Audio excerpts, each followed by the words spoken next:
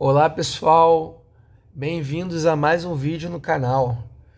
E hoje o tema é um livro bastante famoso dos autores James A. Robson e Darren Acemoglu. E o título desse livro é Why Nations Fail, ou traduzindo para português, Por que as Nações Falham? Essa obra ela propõe uma tese muito poderosa e bem fundamentada sobre as causas do sucesso ou fracasso das nações. Então, a seguir eu vou explicar, os principais pontos da obra. Depois eu meio que vou fazer um resumo geral da ideia, né? E qual é a tese central desse livro? A tese central do livro é que as nações elas falham não é por fatores como geografia, cultura ou ignorância dos governantes, né? Elas falham por causa das suas instituições políticas e econômicas. E destrinchando um pouco, quais são os dois tipos de instituições, que no livro fala, Você tem as instituições inclusivas. O que viria a ser essas instituições inclusivas? Elas criam incentivos para inovação, para o empreendedorismo e uma participação mais ampla, da economia. Então são propriedades em que você tem proteção, do direito de propriedade. Elas garantem um estado de direito, ou seja, os mesmos que governam e criam as leis têm que se submeter a essas mesmas. E um governo relativamente controlável e estável. É um governo controlado nesse sentido mesmo, de você não poder extrapolar e ser arbitrário, o famoso império das leis, que em inglês eles chamam de rule of law, E os exemplos são, o exemplo mais óbvio, Você tem os Estados Unidos, que desde a sua formação, sua independência até os dias de hoje, tem a mesmíssima Constituição. Você tem o Reino Unido, principalmente após a Revolução Gloriosa, que garantiu participação do parlamento, acabou com as arbitrariedades monárquicas. E, para colocar também um exemplo asiático, a Coreia do Sul. A Coreia do Sul que em 1910, quando ainda era uma Coreia unificada, foi colonizada pelo Japão. Depois da Segunda Guerra, a Coreia foi descolonizada e dividida em duas partes, A parte norte, sob influência da União Soviética e da China, ou seja, a parte comunista, e a parte sul, que é a parte capitalista, sob influência americana, que se tornou, a despeito de vários problemas sociais, uma sociedade muito próspera, E é uma democracia de fato. Enfim, o outro tipo de instituições são as instituições extrativas. Elas são formadas, organizadas para beneficiar uma elite, uma pequena elite, em detrimento da maioria, do povo. Elas tendem a ser muito concentradas, formadas por oligarquias, pequenas oligarquias, que é inclusive a definição, de governo de poucos. Portanto, pouquíssimo democráticas, extremamente corruptas e muitas vezes, a grande maioria das vezes, autoritárias, bastante autoritárias. São sociedades que desestimulam o progresso, a inovação. Quem está no topo luta, para manter seus privilégios. E não vem muito incentivo para melhorar a situação, já que esse pequeno grupo se mantém bem às custas da maioria da população. A exemplo, a gente pode falar o Zimbábue, né, antigamente chamado de Rodésia, né? Enfim, muitos países, né, da África, quase todos os países, né, da África pós-colonial, a gente pode citar como exemplo. E como a gente citou a Coreia do Sul, a gente pode também falar da Coreia do Norte. A Coreia do Norte, que é governada pela dinastia Kim desde da segunda Guerra Mundial até os dias de hoje. Você tem uma sociedade muito autoritária, muito militarizada, né?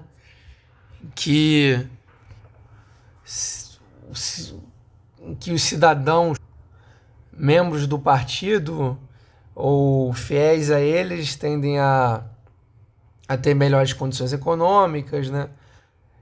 Moram na capital, né, Pyongyang, tem uma qualidade de vida um pouquinho melhor, enquanto que a grande maioria da população vive na extrema pobreza, assim como em muitos países da África, né? São ditaduras. Mas como surgem essas instituições? A gente pode se perguntar, né? Bom, as instituições, elas resultam de... A gente pode falar de processos históricos e lutas políticas.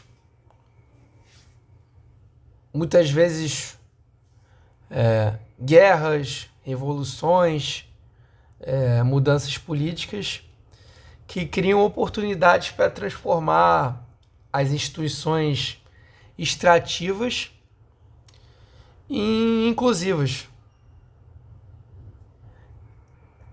Mas é importante frisar que isso só acontece se houver pluralismo político, né? Então você tem casos de países que foram ditaduras, como Portugal e Espanha, né? Que eram países pobres e rurais, né? Bem pobres se comparado então ao contexto europeu, né? E que, no caso de Portugal, né, teve a Revolução dos Cravos, né? Que depois de instaurarem, né, democracia, se tornarem um país mais plurais, enriqueceram, né? E hoje a gente já tem uma qualidade de vida razoavelmente boa, né? Não chegam a ser ricos, né, como seus vizinhos, né, da Alemanha, da França, mas com uma população que vive muito bem, de uma maneira muito digna. Então existem exemplos de instituições, né, que passam, né, desse sistema mais extrativista para inclusivista, né? Aí voltando para o exemplo da Coreia, né, a gente pode se perguntar por que países parecidos seguem destinos diferentes, né? Exemplo clássico, Coreia do Sul, Coreia do Norte. Mesma língua, mesma cultura, mesma geografia. Mas a Coreia do Sul, qual foi o diferencial? Ela adotou instituições inclusivas após as guerras, enquanto que a Coreia do Norte permaneceu com essas instituições extrativas. Né, a gente falou, né, que a Coreia do Sul ela seguiu o caminho da democracia, enquanto que a Coreia do Norte foi da ditadura socialista, né? Isso fez toda a diferença. De modo que você tem o mesmo povo, né, a mesma genética. No entanto, o sul-coreano, por se alimentar melhor, tem uma estatura média, parece que 7, 8 centímetros maior, né, do que o mesmo coreano do norte, né? Então é um indicador claro, né, de que houve avanços, né, na qualidade de vida maior na Coreia do Sul do que norte, né? Fora outros também, né? Enfim. Aí o livro também fala sobre outras possíveis explicações que foram descartadas, né, pelo autor.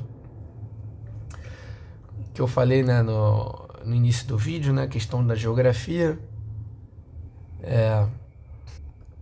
Muita gente gosta, né, de culpar, né? Isso era bem comum, um clichê, né, bem comum, né?